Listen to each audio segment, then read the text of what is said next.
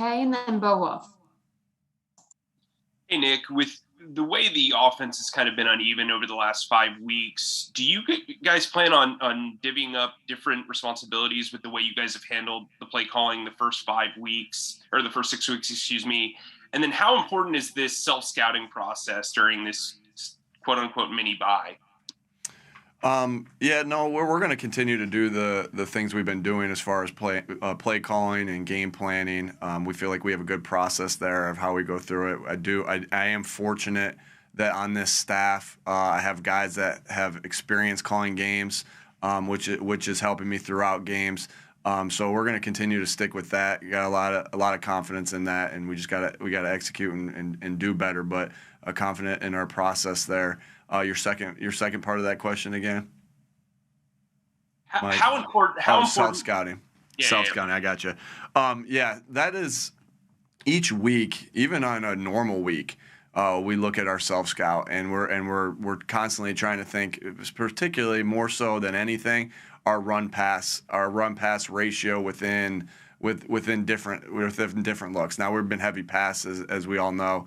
But we always want to get that closer to at least 75%, never be above 75% in anything, because we know that's where defenses really look at that and make plans off of that. So we're looking at our self-scout.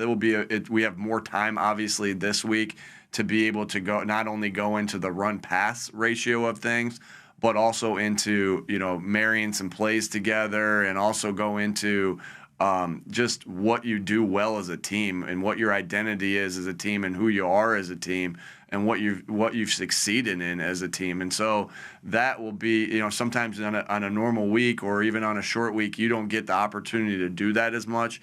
With these extra 3 days that we have, we're looking at that. That'll be we just watched the game together. We just got done watching the game together. I'll go up there with the defense, get with the defense here, get with special teams after that.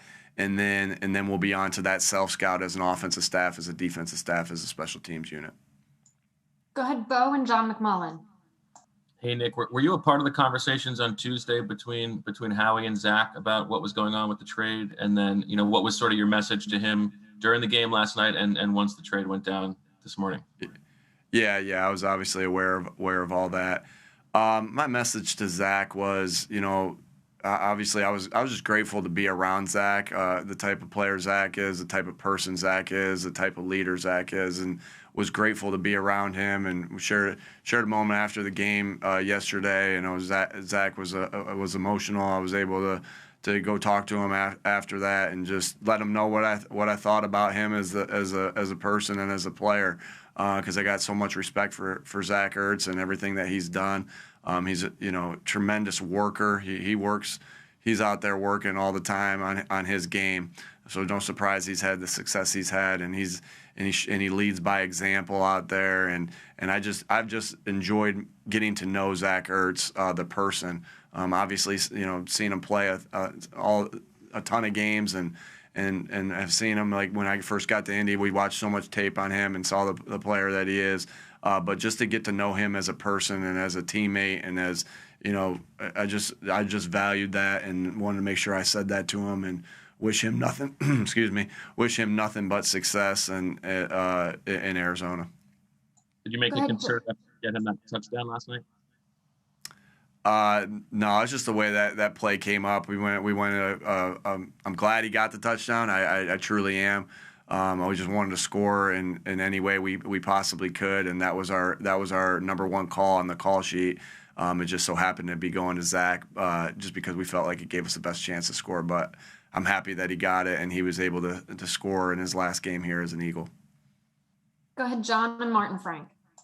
Hi, Nick. To kind of follow up on Zach a little bit, your first core value you always talk about is connecting. You guys seem to develop a pretty close relationship pretty quickly, always talking before practice and things like that.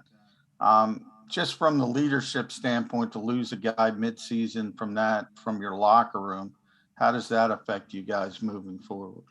Yeah, I think it gives opportunities for other guys to be able to step up in that leadership role. What I think's great about this team is we have guys that know how to work and know how to lead and know how to practice. And so, yes, you're losing one guy that knows that and can lead that way, but we do have other guys, that have been here and have won a lot of games and know how to lead as well. And it's not like, you just lose Zach and then you lose everything that he's done in the past, right? He's still left a legacy of how he worked and how he led for other guys to follow and step into that, kind of like, say it like when a guy gets injured, or somebody has an opportunity to move into his role as a player. Well, that's the same thing here. So a guy leaves, and somebody has an opportunity to move into his role as a player, and somebody has an opportunity to move into his role as a leader. So look forward to the guys that will step up and do so. But like I said, there's a lot of guys on this team that have won a lot of games here, that know how to practice and know how to work and know how to lead. And so we'll continue to lean on those guys and look forward to seeing the guys that are just getting into the building or just somewhat new to the building, see how they develop as that leader as well. Go ahead, Martin, and then Josh Tolentino. And Nick, obviously, you being a new coach coming in, I mean, Zach Ertz being a guy who's been around for a while, like it could have been pretty uncomfortable with you if he didn't handle it the way he did. I was just wondering, like, if you kind of, can describe what that was like, coming in with a guy who might have been disgruntled, might not want to be here, and just the way he kind of handled everything, just the way he kind of like professionally, went about his business. Yeah. You just, I think that's just who Zach is. And so obviously I appreciate that as a first year head coach here, and that he's a pro, right? And that's how he goes about his daily business each and every day of, just working like crazy to get better and making the most of the situations that he has. And I definitely felt that, I know Zach and I started to get close just with just with our love for wide receiver, tight end, route running, how to run routes. So that was an instant connection. I've talked about that before in the past. Like, yes, core value number one is connecting, and that's so important, and it's why it's the number one goal. But you start that connection because you always start that connection as a coach player because the player believes in you that you can get him better as a football player because you know what you're talking about as a football coach. So that's kind of, that we shared that similar passion and that similar love for the game. That's where we were able to see that we can help each other, and that's where our relationship was able to grow. But as far as, like you said, I think that's just a great point by you, Martin, that, that it was a difficult situation coming into it, and he handled it like a pro because he is a pro, and not just as a player but as a person. And so much respect for him and the way he handles his business. And so it's no surprise that he's the type of player he is. It's because he has it all. Like, he has the talent, and then he also has the ability to work and the ability to be in the moment and do everything he needs to do to get better as a player. Josh, and then Tim McManus. Hey, Nick, 2 replies ago, you referenced, players needing to step into Zach's role. Now, since your arrival here, from your perspective, what was his impact specifically on the tight end room, and what happens there moving forward now? Yeah, obviously with Dallas, and then, Tyree on the men. With the tight end room right now, just because we had two tight ends that we see as really good tight ends, right? That were sharing the load, right? And I think if you look at the stats of our tight ends, and if you look at those together, that if one of those guys was having, if you take all Zach's targets and all Dallas's targets and you put them into one, right? You got pretty impressive stats right there. And that would be up in the tops of the league for with the tight end. So as far as that goes, is like, okay, now you got Dallas that's going to take a major portion of that load of targets and of plays, and obviously that they were sharing that load. But look forward to also, so a majority of that, as we know, right, because the way we feel about Dallas is going to be on Dallas's shoulders. But we also feel really confident in that room with Jack Stoll and with Tyreek Jackson coming back. Noah, that we just got back here. We had familiarity with Noah from. I know this organization had familiar with Noah because he was here, and then obviously Coach Michael and I had familiarity, and Coach Petullo and I had familiarity with Noah being in Indy with us. So we feel really good about the room and the depth of the room, and that we can just let them grow also and take some of those plays up and look forward to them stepping up and making plays. But no doubt. The majority of the looks, right, is gonna go to Dallas. So look forward to his role growing, and then those other guys too, just picking up the slack as well. Go ahead, Tim, and then Dave Zangaro. Nick, after watching the tape, what stood out to you about the performance on offense? Yeah, it was really the lack of execution on first and second down. That didn't extend drives there in that first half. We were, it's obviously, again, it's always execution, and it's always our ability as coaches to put them in positions to succeed. It's just the ultimate team game. It's never going to be, hey, it was just execution, or hey, it was just the play calling. It's together, and so it was just again, when you're 3 and out or 4 and out, whatever, when you're that many in a row in the second quarter, right, you're not getting the ability to sustain drives for different reasons here and there. So it was just really and you look at the second half. Again, it was a little bit into midway through the third quarter. You look at that, you're like, okay, that looked good, and it was a lot like Carolina, but it started slow. The first drive was obviously really, really good. You go down and get points, and then there was just this lull, and we were just not good enough. We were just not good enough on first and second down, and then just obviously being 3 of 10 on third down, that's nowhere near acceptable in our standards. And then you had an opportunity at the end of the first half to be, to at least go down 21-10, right? And we had 2 opportunities. Defense did a good job of getting us the ball back. We had the 1-2 minute. Then, we had the 1-2 minute, and then we punted it back to them.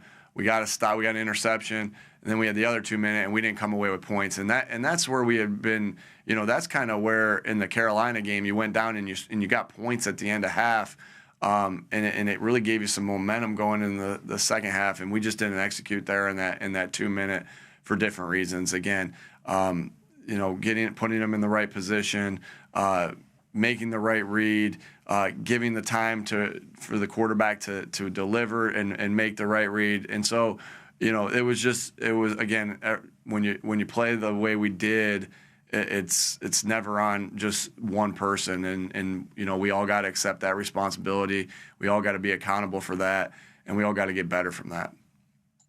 Dave and Zach Berman. And Nick, with the trade of Zach, do you have to worry at all about the appearance that the team is a seller before the deadline, and that this year might not, that the expectations might not be as high because of it? No, I mean, again, I just know what we think in this building, that we're trying to win every single game. We have all our goals are still out there in front of us, and that we're trying to win as many games as possible. So again, like I said, look forward to Dallas taking some of these, getting a more bigger load out there, and then also the tight ends that we have of stepping up, and we feel good about that room moving forward. And our mentality is exactly the same. We're going to see, again, I can't think 10 games from now. All I can think of is how we fix this game and what we're going to do to win the Las Vegas game, so we can be 1-0 this week. Go ahead, Zach, and then Ed Kratz. Hey, Nick, 2 player status questions. First, Tyreek Jackson. It's been 8 weeks since the injury. Is he close to practicing and returning to play?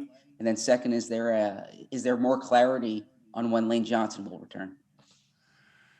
Yeah, with Tyree, you know, he's still in his rehab process. I don't know exactly when that's going to be. Don't like to put timetables on that, but we're looking forward to getting him back out there and practicing when he's able to. No new update there with Lane either. Go ahead, Ed, and then Rob Motti. Yeah. Hi, Nick.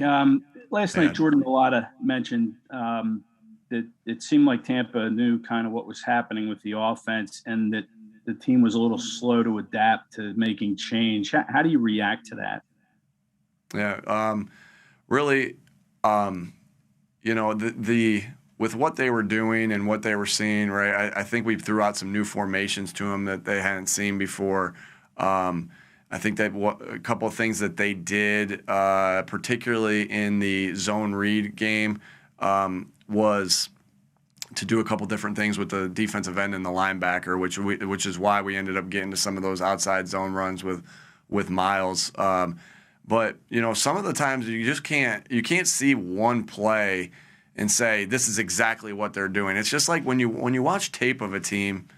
And you watch you watch a couple plays on tape, even like this is before you even go into game plan. You can't just watch a couple plays and be like, oh, this is what they're doing, and devise your whole game plan for that, right?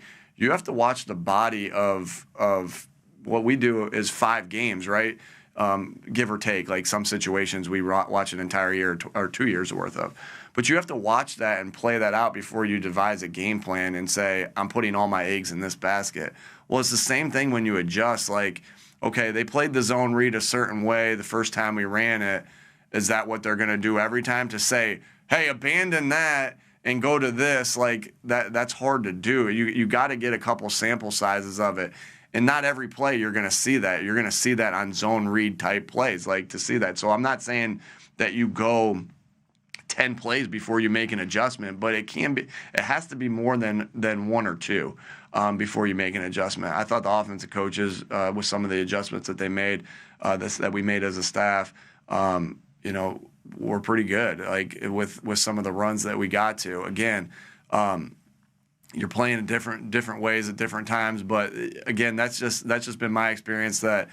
You don't also, like what I'm saying, I don't want anyone to misconstrue this. Like you don't say, hey, I'm not changing until halftime either. You change once you get enough sample size in there to say, okay, here's how they're playing, here's what we're identifying it as, and we move forward. So that was our decision on how we did that. And again, like I said, I thought the offensive staff had a couple nice adjustments yesterday to get us some good plays based off of how they were playing some of that zone read stuff.